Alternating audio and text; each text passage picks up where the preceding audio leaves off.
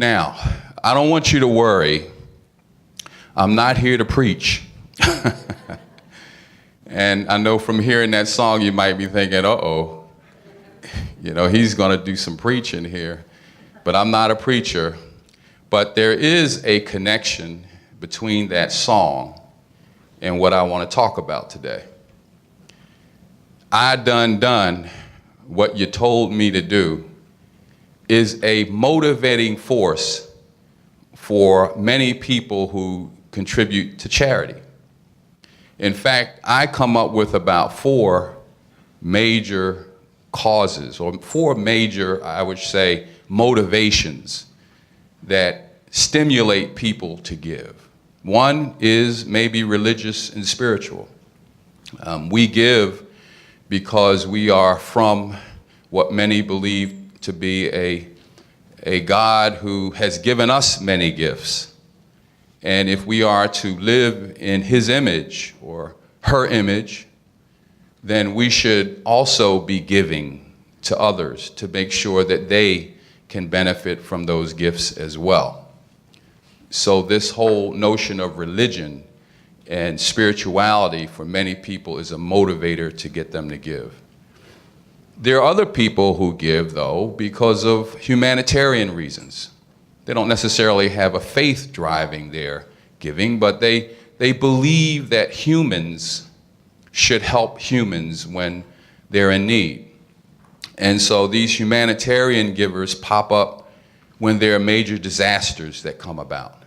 And they see suffering around the world, and their hearts go out, and they want to give and support these folks so that they can be made whole. Humanitarian givers. There are also people who give, I call them quid pro quo givers. These are people who give because they think they're going to get something in return. I was just talking recently to the gentleman, Brett, who runs the ballet. And I would bet that there are a number of people who support the ballet because they want to see the performances. Nothing wrong with that. And it's great for the ballet because it gets to continue and to thrive because of individuals like that. There are also others like myself who grew up in the YMCA, for instance. I support the Y because of what it did for me as a kid. So I'm paying back, okay, an institution that did a lot for me.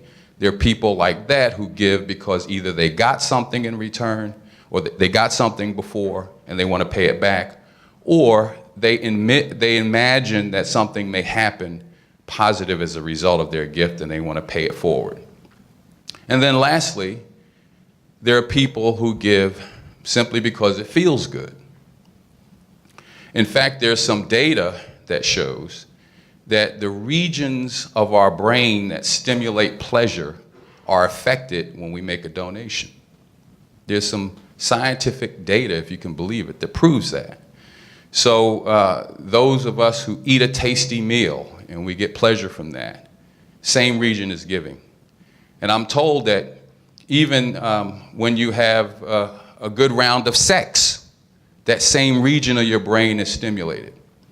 So all of you guys who are thinking you need to go out and get these pills, you really don't need to do that. You just need to give more to charity.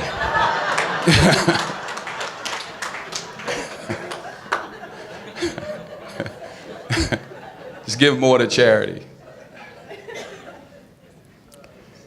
But the point I'm making is there are all these motivations that drive us to give to charity.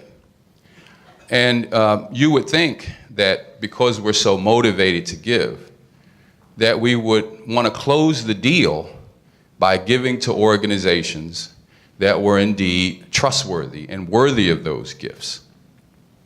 But that's not necessarily the case. There's a study, and I should get paid for every time I cite this study, but it's called, Hope Consulting did a study called Money for Good and Money for Good Too. And in this study, it points out that only 30% of donors consider any data, any information at all, before they contribute to a charity. Only 30% of the people. And I would argue that of those 30%, very few look at more than simply some information they got from a friend or family member about the organization before they give. Or maybe they might read the solicitation, the appeal that came in. That's about it.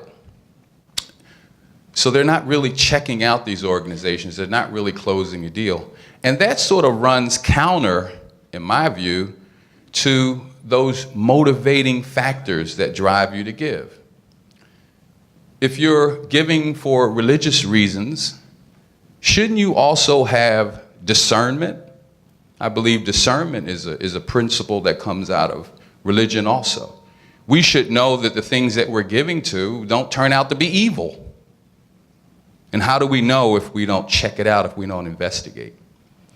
If we're giving for humanitarian reasons, we should know that the organizations that we're supporting are actually going to help people and not do them harm.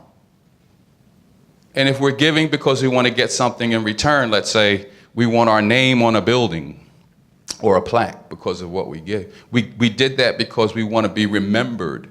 Well, if the institution's not going to be around very long because you didn't check it out and they're not really able to deliver on that promise, wouldn't you want to know that up front? And of course, there's nothing worse than the buzzkill that comes from giving to an institution that you support was going to give you pleasure, and in the end it turned out to be a scam that ran away with your money. So all of those things that motivate us to give should also drive us to check out an organization before we give if we're really going to close the deal. But yet people don't do that. So why is that? And I began to think about why is it that people don't actually check out charities, determine if they're trustworthy before they make their donations. And what I came up with is, well, if you think about trustworthiness, that's a difficult word. It's a very subjective word. It's a word that means different things to different people. What Tom needs in order to trust something may be very different than what I need in order to trust something. And when we think about it in a charity context, what I need to trust a charity, or what one charity even thinks it needs to do in order to be trustworthy, may be very different than what another charity thinks about what it needs to do in order to be trustworthy. And so if trustworthiness is going to be useful, if donors are going to know what to do, we have to put this concept of trustworthiness in some type of frame. We have to frame it in a way that people can actually use it. And I would submit to you that there are lots of people out there that are working on that. We're one. The BBB Wise Giving Alliance and the BBBs have constructed a frame. The AFP, the Association of Fundraising Professionals, have constructed a frame. The independent sector, with its principles for good governance and ethical practices, have constructed a frame. And by the way, all of these frames sort of fit together under what I consider to be 4 major boxes that determine if an organization is trustworthy. What are those 4 boxes? Well, the first box is how an organization is governed. An organization should be governed well. It should have a board that actually meets, a board that actually has a requisite number of people with diverse ideas and opinions. They should be independent. They should be free of conflicts of interest. And they should be really serious about the mission of the organization and make sure that they're taking steps to protect that organization and to safeguard it and to see that it grows.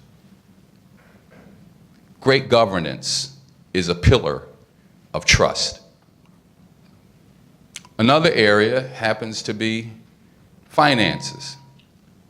Now, I'll talk about finances, and it sort of goes back to this whole notion of why people don't look at information before they trust, and how ineffective people seem to be in order to determine if a charity's trustworthy. They tend to rely on this second box, but only a piece of it.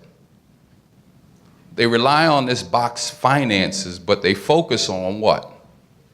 Financial ratios.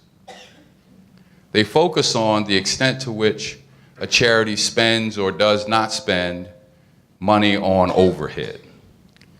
And for those of you who were here last year, I'm not going to repeat my speech that I gave on the overhead myth. But there is a problem that we have in the charity sector with an over-reliance on this simple metric of how much money a charity spends on programs. What we're actually doing is crowding out a charity's ability to operate by over-focusing on that. And I'm not going to get into that too much today. But there's a page on the web called theoverheadmyth.com. And I commend it to you because there's a couple of letters that we've written to the nonprofit sector about how to deal with this question of overhead and over-reliance on it as a metric. But in addition to the metric of those financial ratios, and charities should spend reasonable sums on overhead, there are also other indices of trustworthiness that go to the financial aspect. Is an organization of a certain size actually getting independent audits? Do they craft a budget every year and compare the actual results to those budgeted amounts? Do they put out financial information in a way that people can understand and make decisions? Do they have people overseeing the finances of the organization? So in addition to achieving certain financial metrics, organizations should have certain practices around their finances that make them reliable and trustworthy. Third box. Third box has to do with the materials and information that organizations put out. Organizations should be putting out truthful and accurate information about their programs and operations. And their fundraising appeals really need to be truthful and not misleading.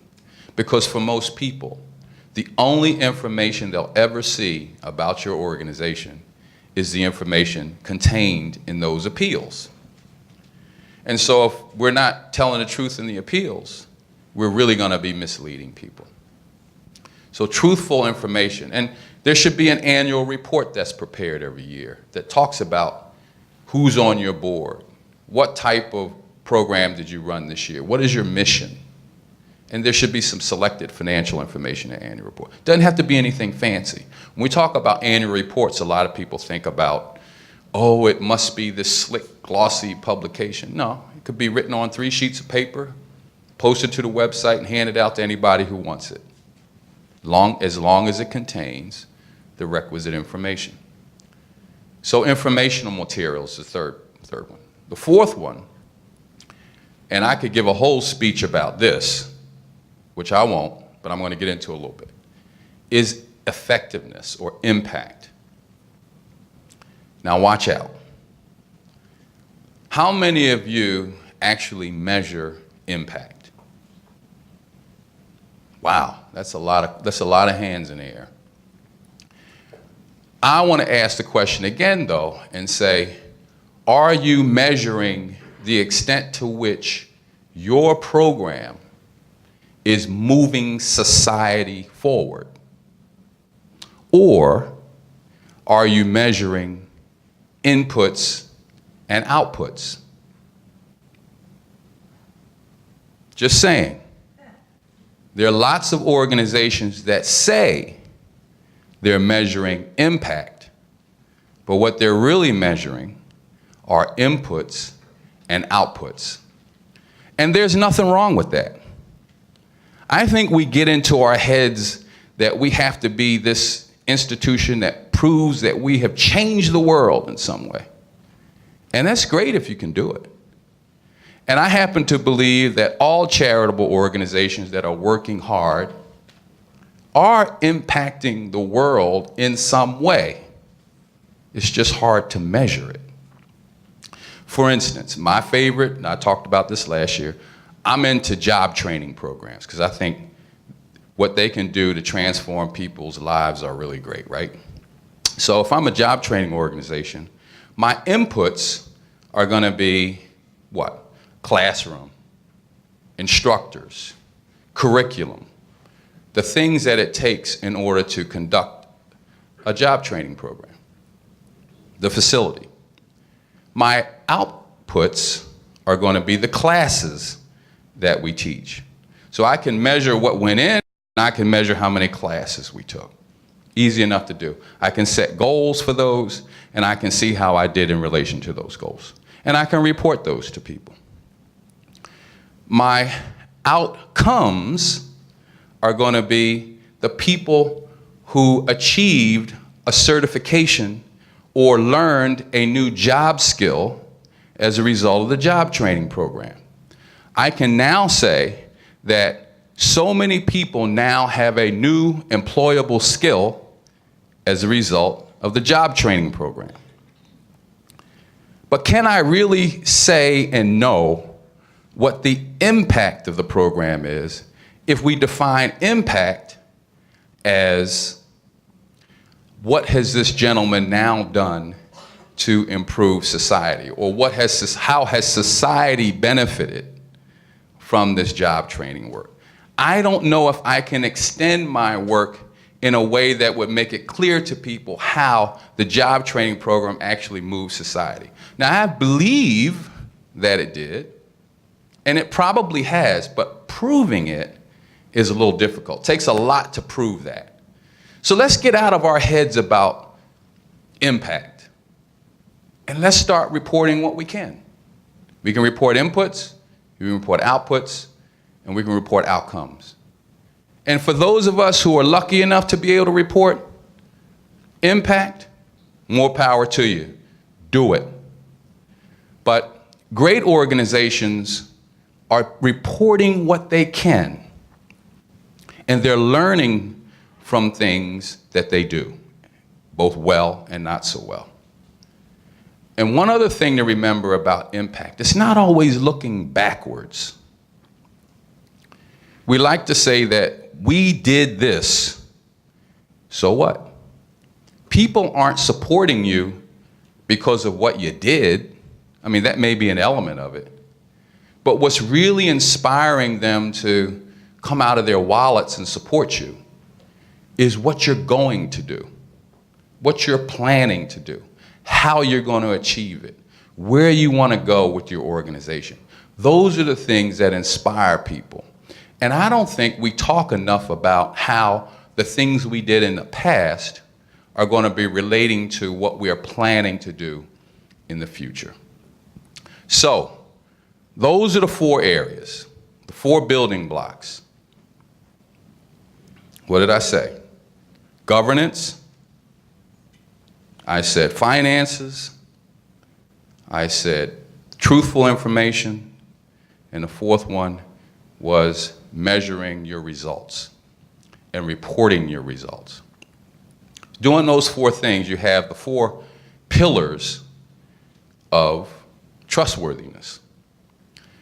So why is any of this important? Well, it's important because it lies at the heart, trustworthiness, in my opinion, lies at the heart of everything you do as a charity.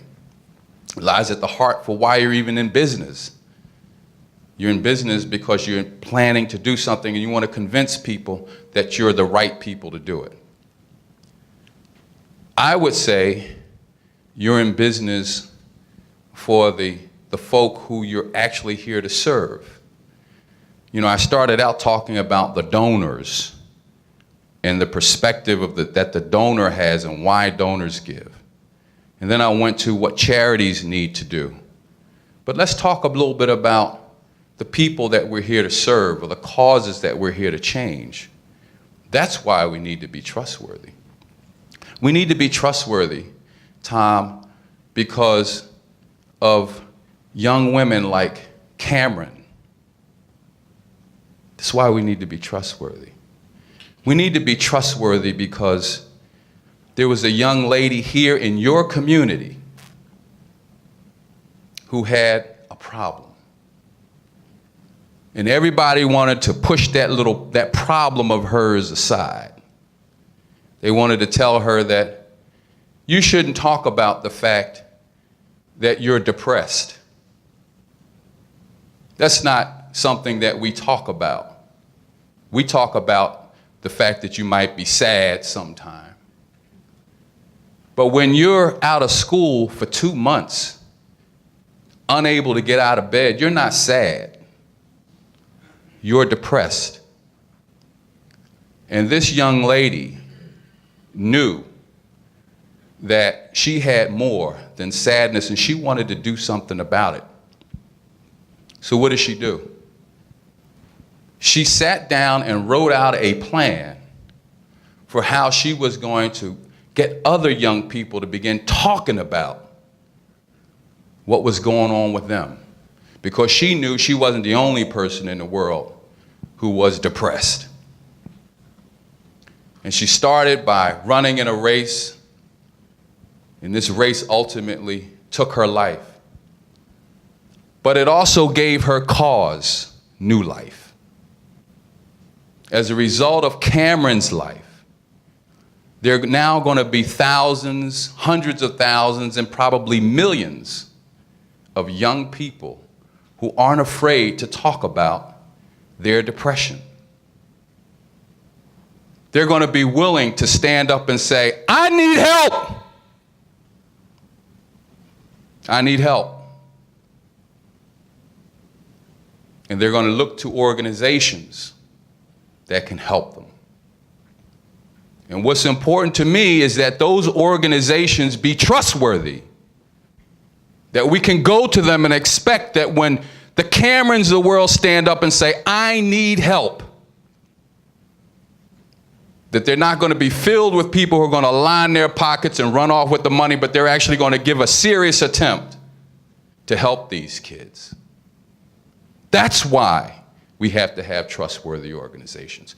That's why we have to all know what we mean when we say trustworthy. That's why you as donors have to do more than open up your pockets and start shoving money at things without having any idea where you're giving it to. That's why. That's why I'm running around the country like a madman preaching this message. It's important. Every dollar that we give to an unscrupulous organization is one less dollar that we can give to an organization that could have helped Cameron. And that's what I want you to think about. As you go about your work every day, what more can you do to prove that you're trustworthy? That's why we do this. And I'll close by saying, if you don't think it's real, just yesterday, there was a charity executive convicted and sent to prison for 3 years for committing a charity fraud. They're out there, folks. And you've got to distinguish yourself from them. You've got to distinguish yourself from them. And I've given you a framework within which to do it. And I've given you donors something to look at in order to know. So thank you very much.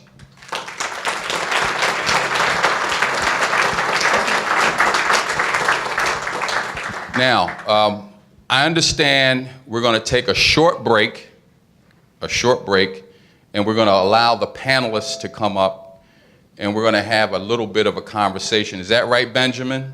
Yes, sir. Okay. That's okay. So why don't you come up and introduce the panel? Who's going to introduce the panel? I'll do that. Okay. Take about